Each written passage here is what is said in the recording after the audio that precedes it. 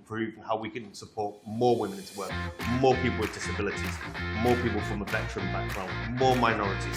So it's looking at how we can support people in general back into the workplace.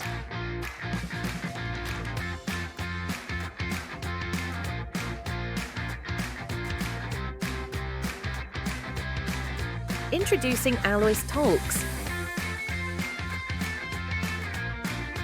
Episode 2. Good evening, good morning, hello ladies and gentlemen. Welcome to the second episode of ALOIS Talks.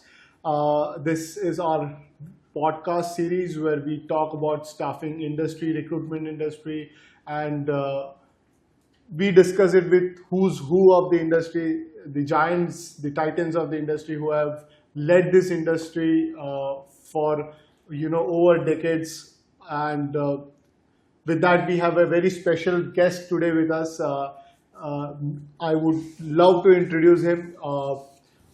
His name is Craig Doughty. He is Vice President for our UK and European market. He comes with over 2 decades of work experience, ranging from finance, sales to now as a recruitment industry titan. And it's a pleasure to have you, Craig. I would want you to take us through your journey.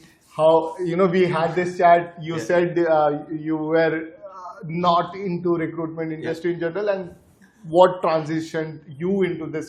Thank you very much for that, and thank you for the introduction. To call me a titan, I think it's a bit of a stretch, but we'll go with titan.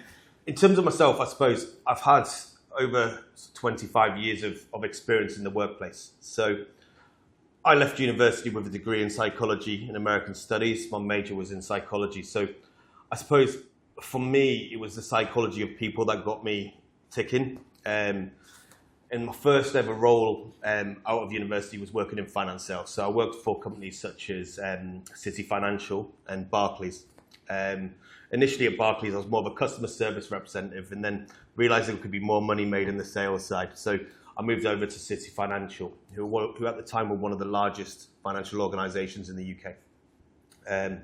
In terms of that, I learned quite quickly that my background in psychology and understanding people was a way to sell to people. So understanding what made them tick and understanding what actually was important to that person was more important than the product that you were selling. So did quite well in that role.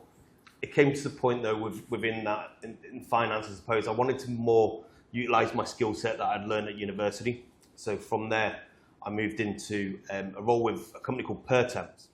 So Pertemps, guys, well, you might know, you might not, but Pertemps were actually the first recruitment agency in the whole world. Oh. So they started in Birmingham, and they work both in the temporary and the permanent recruitment. But I went a different strategy, and I went and worked with people that had been unemployed. So I was working on a program with people that were 15 to 20 years unemployed. So they had lots of issues from a socio-demographic background, so drug issues, alcohol issues, that kind of thing. So we were supporting those people back into the workplace. And I kind of fell into a role where I was supporting those people on a day-to-day basis, but I was mainly speaking to clients, so speaking to banks, customer service organizations, bakers, anything that I could speak to. So I was then bringing people into the workplace by vetting them and then bringing them to the client. And from there, I've loved it and grown. So in terms of what I do now, I support multiple people in multiple so multiple people in terms of the operations side, the back office side, but also my recruitment teams as well. So my main role is to look at the business development front and look at how we can bring in clients for our organization. Right. That's an interesting long journey, and which ties me down to the very second question that I have for you. Right? You said you've been in the UK European market for this long period of time, and what are the key challenges that you see in the UK European market? So currently in the UK market, we've got multiple challenges. So we've currently got a cost of living crisis that we've got to deal with.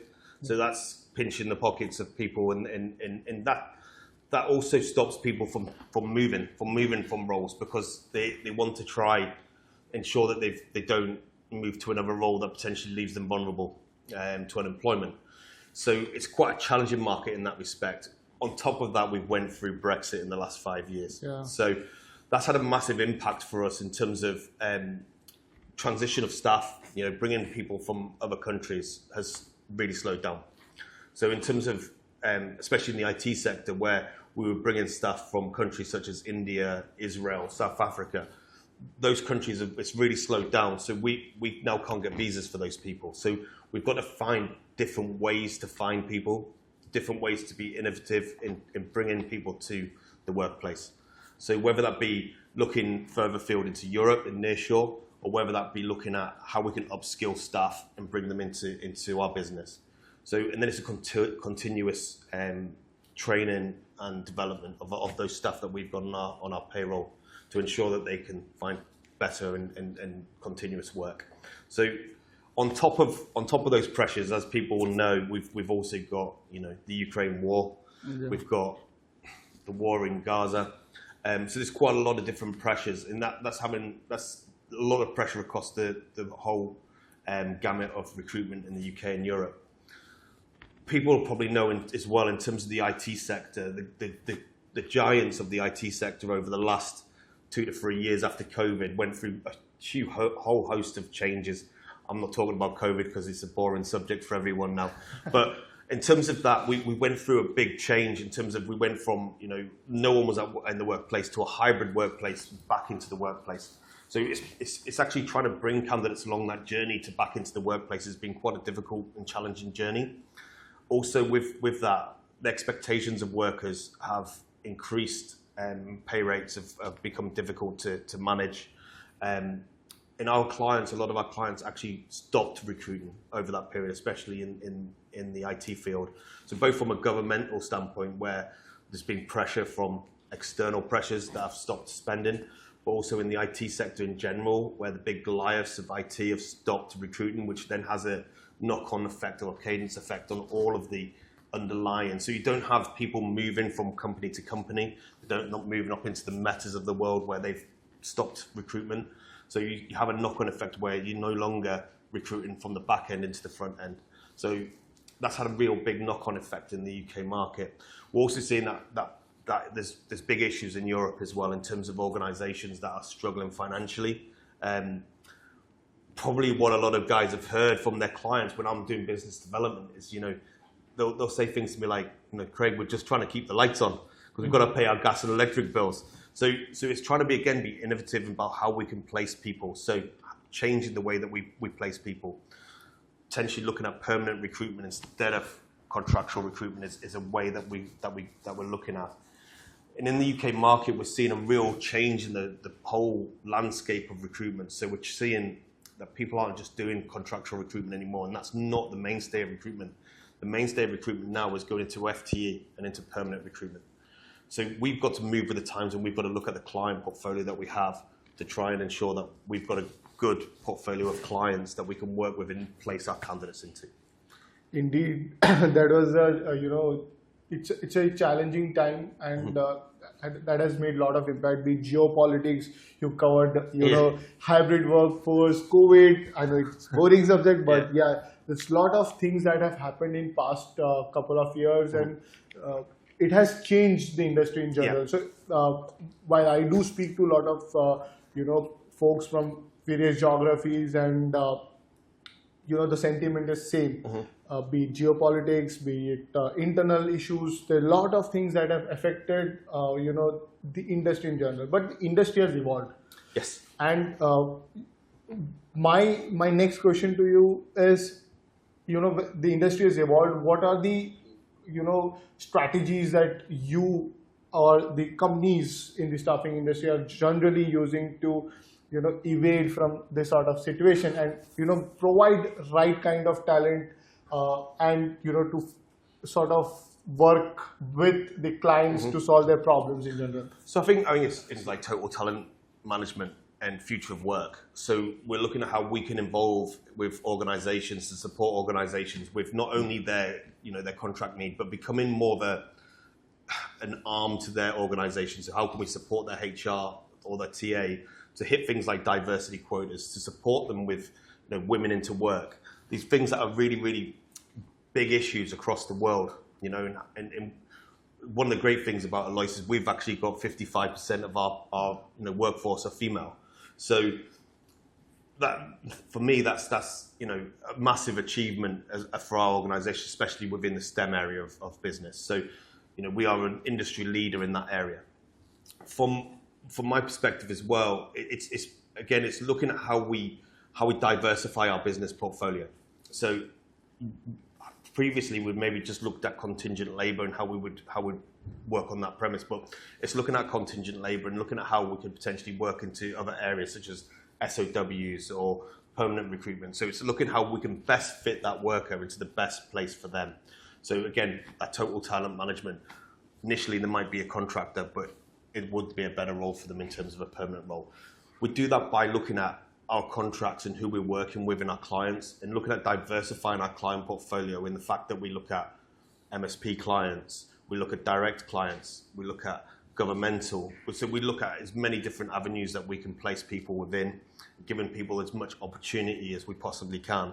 And at the same time, looking at how, as a business, we can improve, in terms of our technology, in terms of our ability to move candidates through a journey. So again, it's all about for me, it's all about a candidate journey and how we can bring that candidate from initial conversation to, the placement that they want. So their lifelong dream, their happiness. And that takes me back to where I was talking about in terms of where I started is giving people opportunity that they want and will help their families. And that's what we've got to remember in recruitment, is that we are actually supporting people into the workplace and we're helping people. And that's the main thing for me.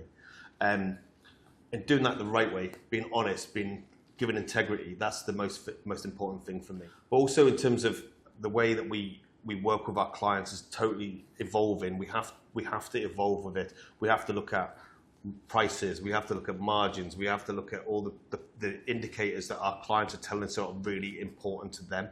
We also have to look at things like our quality of our work. So we're starting huge initiatives that you've already started for our AI and all of that area, where we can actually do things that internally that can improve our success rates, our turnaround times. And that's what's important to clients, is how we can be quicker at what we do, be better at what we do, and give them what they want, which is the most important thing. True. So, there's two things, there's interesting observation that I have for you. You said about total talent management solutions, right? Mm-hmm. In the previous episode that we had with our VP for India, mm-hmm. Mr. Karthik Balachandra, mm-hmm. he also highlighted that very same point. Clients in India mm-hmm. and clients in UK, Europe, everyone is looking at total talent management mm-hmm. solution, and that's going to be buzzword for tomorrow. Yeah. And you rightly said about the women in ALOIS, the ratio of women. There's one interesting fact I would want to mm-hmm. add to this, right? We have an interesting initiative called Momentum, mm-hmm. and that's bringing moms back to work. Excellent. Yeah, there are cases where people have to leave their job mm-hmm. because of some or other pregnancy related issues or some issues, right, in general. Mm-hmm. And we have seen that in market there's huge restraint from the clients in hiring people, right, mm-hmm. with that background. Mm-hmm. ALOIS is a company that promotes Momentum initiative mm-hmm. where you bring moms who wants to return back to work, mm-hmm. Restart their career, and come back to the ecosystem. Yeah. And we embrace them with whole heart. And to let you know, I myself have privilege to work with few of people from this program mm-hmm. in the department that I work mm-hmm. with, and it's incredible. Mm-hmm.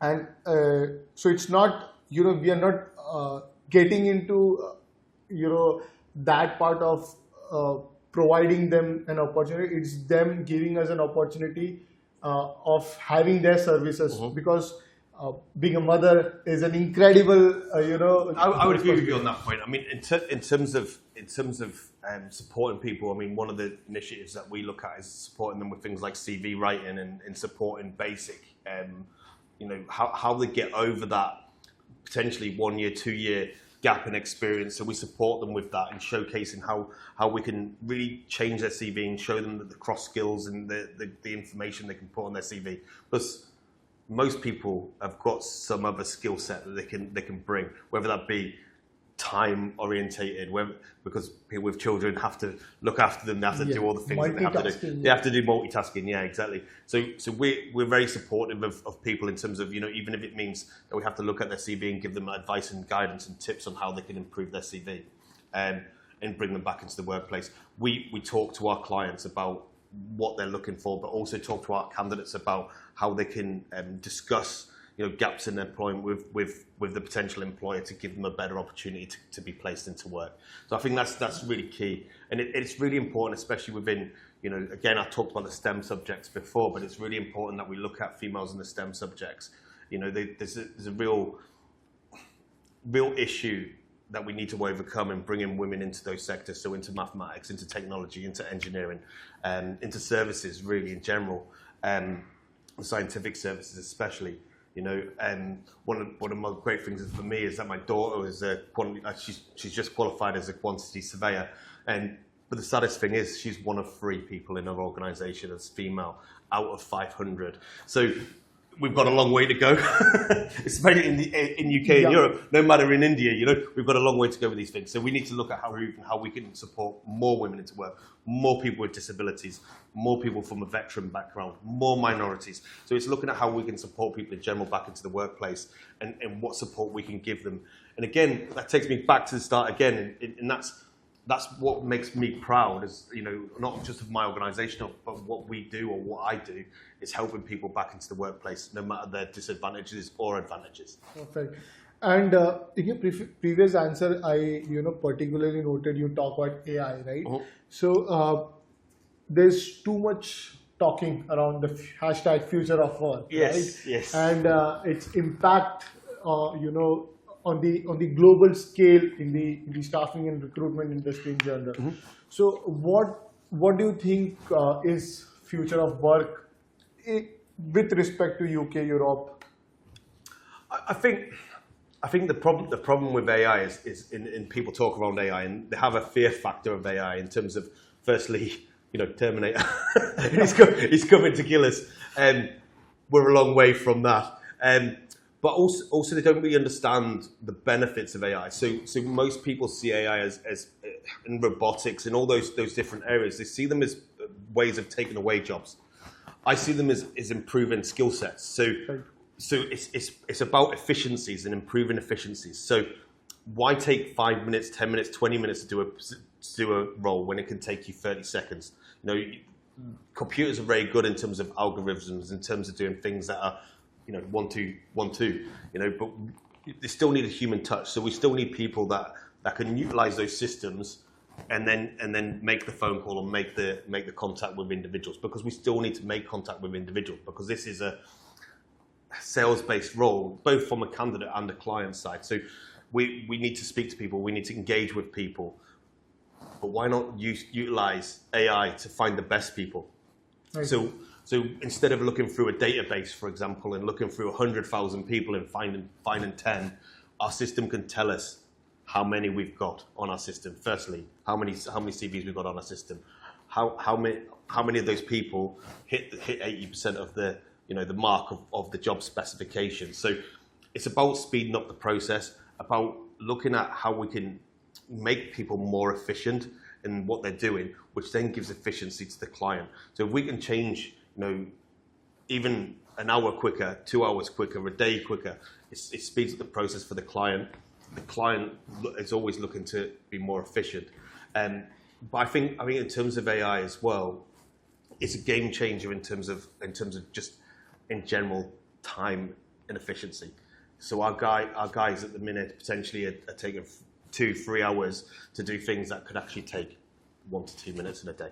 So the more we improve on that area, the better for our business. And I think we need to take that fear factor away from artificial intelligence, as you already know, because you're dealing with it on a day-to-day basis. So a lot of people don't utilize it in the right way or the right fashions, and we need to utilize it the best way and not have a fear of what that will bring. What it will bring is efficiency. What it will bring is better skilled people, and that's the main thing that we need to look at. Indeed. I have this quote that it's not a quote in general, it's a meme that goes around in the market. So, recruiters in general, they think that AI can replace them. Mm-hmm. And I sort of go and tell them that an AI cannot replace a recruiter. Mm-hmm. A recruiter that uses an AI can replace a recruiter. Correct. And that's how I would see things always, is that the best people use the best tools. So if you utilize the tool properly, you'll become the industry best. If you don't use a tool properly, then unfortunately you potentially will go by the wayside. But that's in general. I mean, if you look at life in general, the Industrial Revolution, this is just another revolution. So if you look at the Industrial Revolution, people lost their positions because it became more efficient to use machines. This is just an extension of that. But people will find other positions. People will find different ways of working. But it's mostly, from my perspective, it's looking at the efficiency of how someone works. Where I think people will start losing their jobs is hopefully in the legal profession, in the finance profession. But what I mean by that is where there needs interaction with people, there'll always be people. Because robots and computers can't do that. We can only do that.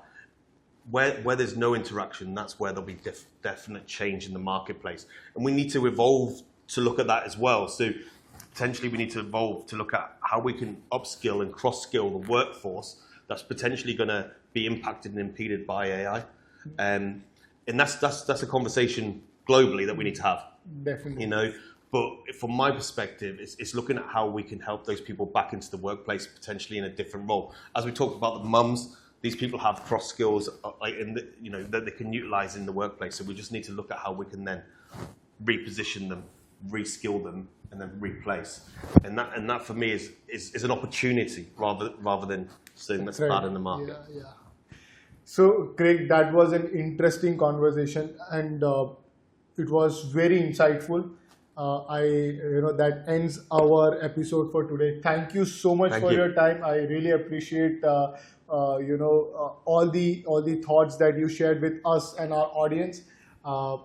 This was it. Thank you so much, guys. Thank you so much for joining us. Stay tuned for the next episode of ALOIS Talks. Have a great day.